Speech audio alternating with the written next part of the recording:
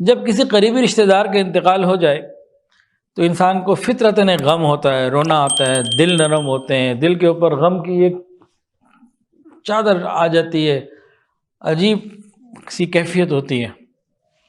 اس وقت دو طرح کے کام ہوتے ہیں، ایک تو ہے بے اختیار آ جانا، رونا آ گیا، بے اختیار رونا آ گیا، آنکھوں سے آنسو آ گئے، یہ ٹھیک ہے، پسندیدہ بھی ہے۔ اگر کسی کی موت پہ نہ دل پہ غم آیا اور نہ آنکھ سے آنسو آئے تو یہ تو بری علامت ہے، یہ بے حسی کی علامت ہے۔ فلسطین میں ہزاروں مسلمان شہید ہوتے جائیں اور ہم کرکٹ میچ دیکھتے جائیں، فلسطین میں ہزاروں مسلمان شہید ہو رہے ہوں اور ہم انٹرنیٹ کے اوپر انٹرٹینمنٹ کے پروگرام دیکھ رہے ہوں، میوزک دیکھ رہے ہوں، یہ بے حسی کی علامت ہے، یہ کبھی اچھی علامت نہیں ہوگی۔ روم جل رہا تھا، نیرو بنسری بجا رہا تھا، فلسطین جل رہا تھا اور ہم مسلمان مزے اڑا رہے تھے۔ ہم نے تو اپنی شادیوں میں بھی کوئی کمی نہیں کی، ہم نے اپنی کسی چیز میں کہاں کوئی کمی کی ہے۔ یہ بے حسی کی علامات ہیں۔ آج سے پہلے امت پہ کبھی کوئی پریشانی آتی تھی، ہم بہت سی چیزوں کو سادہ کر دیا کرتے تھے، ہلکا کر لیا کرتے تھے۔ اب ہم تو بے حس ہو چکے ہیں، ہمیں کسی بات کی پرواہ کوئی نہیں، کہاں کیا ہو رہا ہے، ہماری زندگی کی روٹین میں کیا تبدیلی آئی ہے۔ یہ سب چیزیں ہماری بے حسی پہ دلالت کرتی ہیں۔ تو کسی کی موت کے اوپر غم ہونا اور جاننے والوں کی یہ ہوتا ہے، فطری چیز ہے۔ تو ایک اس کی حد ہے جو بہت اچھی ہے، اور ایک ایسی ہے جو حد سے بڑھ گئے تو بری ہے۔ خود بخود آنسو آ جائے، دل میں غم ہو، یہ بہت اچھا، یہ پسندیدہ ہے۔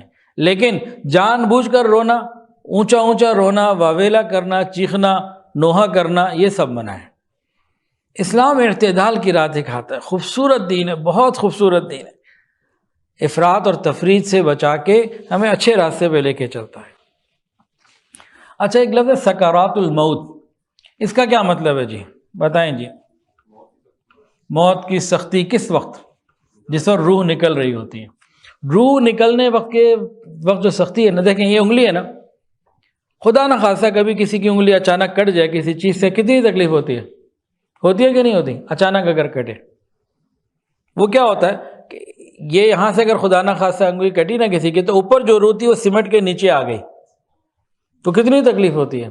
غور کریں اس مثال کو سامنے رکھتے ہوئے، وہ کیا عالم ہوگا کہ پورے جسم کے رگ رگ سے روح کو کھینچا جائے گا، نکالا جائے گا۔ وہ ہے جاں کنی کا وقت، یہ ہے سکرات الموت۔ اس میں اللہ سے مدد مانگی گئی، اللہ اس میں مدد فرما۔ سکرات الموت کے متعلق بھی قرآن و حدیث میں، شریعت میں کچھ معاملات ہیں، ہمیں سننے، سیکھنے، سمجھنے اور یاد رکھنے چاہیے۔ جب وہ جان کنی کا خاص وقت آتا ہے نا، جب غرغرے کا وہ آ جاتا ہے وقت، اس وقت نہ توبہ قبول نہ ایمان قبول۔ وہ کون سا وقت ہوتا ہے؟ دیکھیں، ہم نے حدیث سنی ہے کہ توبہ اس وقت تک قبول ہو جائے گی جب تک کہ سورج مغرب سے نہ نکل آئے، اس کے بعد قبول نہیں ہوگی۔ جب سورج مغرب سے نکل گیا وہ تو قیامت کا دن ہے۔ اس سے پہلے ہر ایک کے لیے الگ الگ جو وقت ہے، وہ اس کی اپنی موت کا، جان کنی کا وقت ہے، جب غرغرے تک معاملہ شروع ہو جاتا ہے۔ یہ کیا چیز ہے؟ اس کو آسان لفظ میں سمجھنا ہو تو کیا ہے بھائی؟ میرے لیے، ہم میں سے ہر ایک میرے لیے سوچے۔ ایک تو ہم جب بیان سنتے ہیں نا تو سمجھتے ہیں دوسروں کے لیے، میرے لیے نہیں ہے۔ جب میری موت کا وقت آئے گا، وہ کون سا وقت ہے کہ جب توبہ کا وقت ختم ہو جائے گا میرے لیے؟ بتائیں جی۔ نزع کی حالت ہے، اس کی پہچان کیا ہے؟ نزع کا لفظ تو ہے، پہچان کیا ہے؟ جی جزاک اللہ۔ اس وقت ہمیں جو کچھ نظر آ رہا ہے نا، یہ عالم دنیا ہے۔ جس وقت یہ غیب کے پردے کھلیں گے، ہٹیں گے، فرشتے اور اگلا جہان نظر آنا شروع ہو جائے گا، عالم برزخ نظر آنا شروع ہو جائے گا۔ جس لمحے وہ نظر آنا شروع ہو گیا تو اس وقت توبہ کی قبولیت کا وقت بھی ختم اور ایمان لانے کا وقت بھی ختم۔ اس سے 1 منٹ پہلے بھی کوئی توبہ کر لے مومن تو گناہ معاف، کافر کلمہ پڑھ لے تو ایمان والا۔